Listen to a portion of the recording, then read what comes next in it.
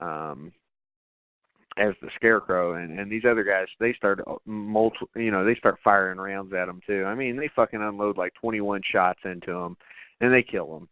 And then the radio from the CB on one of their trucks is like, "Hey y'all, did you hear this?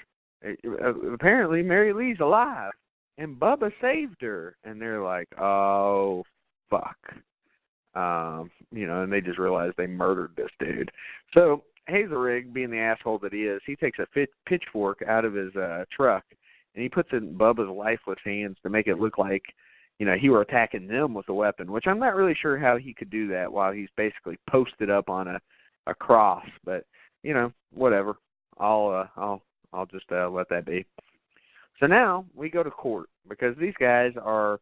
The DA is trying to charge these guys in the murder of Bubba. Old Bubba, who didn't do shit other than be a mongoloid, which is not his fault.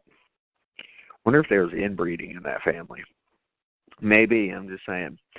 So anyway, in court, you've got Hazelrig and his fellow vigilantes, and Batman, they ain't. They swear they acted in self-defense, and Bubba's mother fucking goes off in the courtroom stating, "You may think that you're getting off free, but there's other justice in this world besides the law." Like, the DA does his absolute best to make a case against these guys, but the judge just says, "You don't have any evidence, you don't have any witnesses, you don't have shit." But I kind of find that a little bit hard to believe that they wouldn't even have, gone to any kind of anything over this, because, you had 4 guys kill one guy who supposedly had a pitchfork. Hard to believe. With 21 shots. Come on. But they're all probably fucking each other, so I guess I'll suspend disbelief for a little bit here. So anyway, she gets thrown out by the bailiff. And Sam, again, the DA, Sam Willock, who's the local DA, he didn't believe the vigilante self-defense story, but he can't make the murder case stick, like I said, due to no witnesses, and they go free. But Sam calls after him afterwards, and he's like, "Hazelrig, just a minute. I want to tell you men," and he says in quotes, basically, "one thing.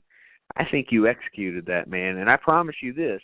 If I ever find a single shred of evidence, I'll see every one of you on death row." And they pretty much shrug him off. Hazelrig, he's hateable in this movie. I'll give him that. So that night, Hazelrig and the rest of his friends, they celebrate their freedom at a local bar. I can't blame them. With several locals who stand by them and badmouth the simpleton Bubba. Poor Bubba. He gets shit-talked even after he's dead. And you get this weird, mysterious wind that blows through, this deserted town's main street and through the town itself. Meanwhile, you get Mary Lee, who's fine now. She sneaks out of her house and travels to the Ritter house, where Mrs. Ritter tells her that Bubba's no longer around, but he'll return. And she's like, okay. Well, a day or two later, Harless, and I believe Harless is the one, you'd have to go back to the start of the show to remember, because I'm not checking again, but I'm pretty sure Harless was the DA again from My Cousin Vinny. So anyway, he finds a scarecrow in his fields like the one Bubba was hidden in. And neither Harless nor his wife can figure out how it got there, because neither one of them put it there. And so that night, the scarecrow actually has disappeared. And as he begins to walk up the steps to his front door, the wood chipper begins to run. And a light comes on in the barn. And at first, Harless thinks Sam's fucking with him. And he believes he invited himself over. So he walks to the barn, shuts off the chipper, and as he kind of investigates to see what's going on here, he climbs up the hayloft to confront who I guess he believes is the DA snooping around his barn. Basically, it's anybody but Bubba is what these dudes are thinking.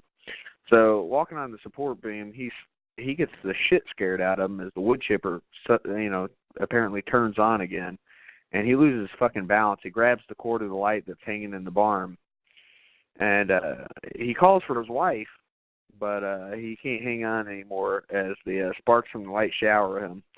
He actually loses grip on the light, and he fucking dies after falling into the wood chipper. Now, I would love to see a non-TV movie version of this movie. Like, all these things, but give me some fucking rated R shit. Blood flying, this dude going through the chipper. Because this movie, in a way, is kind of like It's like one of those revenge stories, kind of like my wife mentioned this whenever I was watching it the first time. I Spit on Your Grave is what it reminded her of, which I could see that in a way. And hell, it was around the same time period, so I mean, it even felt like it. I mean, you had the small town thing, all that shit going on. Well, the next morning, you got Skeeter and Philby. They tell Hazelrig of Harless's strange death at the boarding house where Hazelrig lives. And the boarding house reminds me of Salem's Lot. There's a boarding house in that movie where people just randomly live. But anyway, not something I know a lot about. So the trio, they investigate, and they find the Thresher's no longer operational. And Otis figures it must have run out of gas. What's up, Blake? How you doing, buddy? Hey, what's up, guys? Sorry, I got caught up working on some book stuff, and I let the time completely slip away from me. It's just me right now. Vic's at work, so he was going to call in after. Oh, okay. So I'm in the middle of the rundown of Dark Knight of the Scarecrow. Have you ever seen Dark Knight of the Scarecrow from 1981?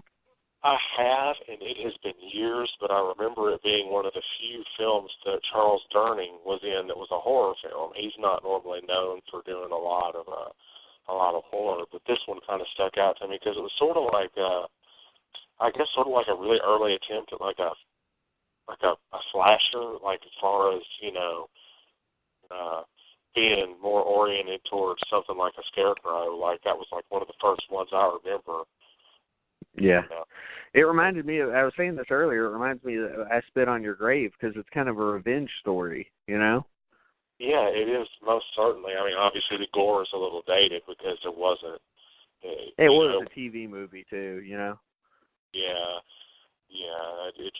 I don't remember the rating. Was that one rated R? I don't think so because it was just a TV movie, so I doubt it was even rated, you know? Yeah, and it's just amazing what you can get away with, and as well, on the other hand, what you can't get away with a TV movie. Yeah, exactly. You mentioned one person that was in it, but Larry Drake was in it. He played Bubba. He ended up being the Scarecrow. Larry Drake from Dr. Giggles and Darkman is what I know him best from. Oh yeah, he was Durant. He was a real asshole. He was awesome in that fucking movie. Or those movies. There was more than one. And then there's the DA from My Cousin Vinny's in this movie as well. Yeah, true. Which both of those guys have passed away, sad to say. Yeah. It's been a real landmark couple of years for the actors and people of note and stuff to be passed, and obviously there's been some recently that have passed. A serial killer actually passed just the other day, one of the more famous ones of the bunch. So I was like, well, I guess we all don't live forever, do we? Nope. And that was actually how I started the show. So we'll touch back on that as soon as I finish this rundown. I will do it pretty quickly because there's not a lot of meat to this movie. Like I said, it's a TV movie and it's kind of A to B type thing. But all right, so I'll continue on this path real quick. So next morning, like I said, the trio investigate. They find the Thresher's no longer working or no longer on, and Hazelrig says it probably ran out of gas. But when its tank is actually nearly full, they figure, somebody's got to be doing this. Somebody killed this guy. So the next morning, Hazelrig, he visits Mrs. Ritter, which is Bubba's mom, and accuses her of killing his friend. Oh, he can't prove anything. It's just like, whenever Bubba got killed. So she denies it, but, she says that all four of the men will get their just desserts promptly enough. And she also implies that, this fucking part's great. She implies that Hazelrig's a pedophile, which he probably is. And he even, looks more like a pedophile as the movie goes on. So that evening, there's a Halloween costume party. And, Blake, I mentioned this. This movie came out a week before Halloween, like I said, on TV. So kind of cool. Good timing. So this town, which I think would be kind of fun, especially if you lived in a small town, a Halloween costume party. It's held by the town at a local elementary school. And most of the children attend, including Mary Lee. And when she's alone in the hallways playing hide and seek with her school friends, Hazelrig appears, and he asks her, she starts asking her about what she knows about Harless's death. And she becomes defensive, and she doesn't want to fucking answer him. And he keeps pestering her, and Mary Lee says that she knows what Otis and his three friends killed Bubba and covered it up to make it look like self-defense. And when Hazelrig asks her how she knows, Mary Lee replies that, Bubba told her. And when Otis says that Bubba's dead, Mary Lee replies, I know. And so, Mary Lee's obviously understanding that Bubba is dead, but something's going on here. So the next day, Philby discovers a Scarecrow just like the one Bubba was dressed as in his field. And when Otis hears about it, he acts fast. He breaks into Mrs. Ritter's house that evening as she sits in front of her fireplace. And he grabs her from behind, and, he's fucking telling her, you better tell me what's going on with the Scarecrows. She can't tell him anything because she suffers a heart attack and dies right there on the spot, as he tries to muffle her screams. So he's worried that he's going to get busted for killing her. So he turns on her gas stove all the way full, and then he walks out. And so the fucking house explodes, leaving nothing for Sam to use against Hazelrig again. So the following night at his farm, Philby notices that the Bubba Scarecrow, who you can't see, like I said, this movie's dark as shit. It's like some of these newer movies. It's hard to see what's going on in half of it. And his field has gotten off its field post, and it's walking towards them. And, panicking, Philby locks himself in a grain silo. And this kind of reminds me of Jigsaw. If you guys have seen Jigsaw, you'll understand what I'm talking about. So anyway, the Scarecrow jams the silo door, traps Philby inside, and then turns on the conveyor belt, which feeds into the silo. And Philby's buried alive in this grain, and he's fucking dead. So the next day, Skeeter's ready to turn himself in rather than face the Scarecrow's wrath. But Otis, he's unconvinced by it all. He thinks it's a hoax. Somebody's trying to fuck over them because of the Ritter murder. And to verify it, Otis and Skeeter are going to break into the cemetery that night. So they dig up Bubba's coffin, and they open it. And Bubba's inside. Again, we don't fucking get to see the decomposing corpse. Goddamn TV movie. And Otis has to wrestle Skeeter to stop him from fleeing in terror because this dude's terrified. And they finally agree to fill the grave back in and forget any of this ever happened. But as Skeeter's nailing the coffin shut again, Hazelrig kills him from behind by smacking him in the head with a shovel. And Hazelrig reburies both corpses and then drives off back towards town. So en route home, Hazelrig actually finds Mary Lee alone at roadside and chases her into a pumpkin patch. And he grabs Mary Lee and accuses her of masterminding the Scarecrow murders. Suddenly, you get this combination payloader / plowing machine that starts up nearby, and it chases Hazelrig through the pumpkin patch. And, it's snapping its shovel and turning pumpkins to pulp. And you can't really tell, but it looks like nobody's driving this plow. And as Hazelrig runs, he accidentally runs into the Bubba Scarecrow, it's still holding this pitchfork, and he basically impales himself. He falls to his knees, points at the Scarecrow before kneeling over dead, and the Scarecrow walks off through the pumpkin patch and finds Mary Lee. And he hands her a flower, and she says, "Thank you, Bubba. You know what? Tomorrow I think I'll teach you a new game. Did I ever show you how to play the chasing game? It's fun. You'll love it. It's sort of like playing tag." And that's how this movie ends. Now, I kind of want to separate myself as to how to give a rating here, because if I was just rating this based on other TV movies, especially around the time period, it'd be a 3.5 machetes out of 4.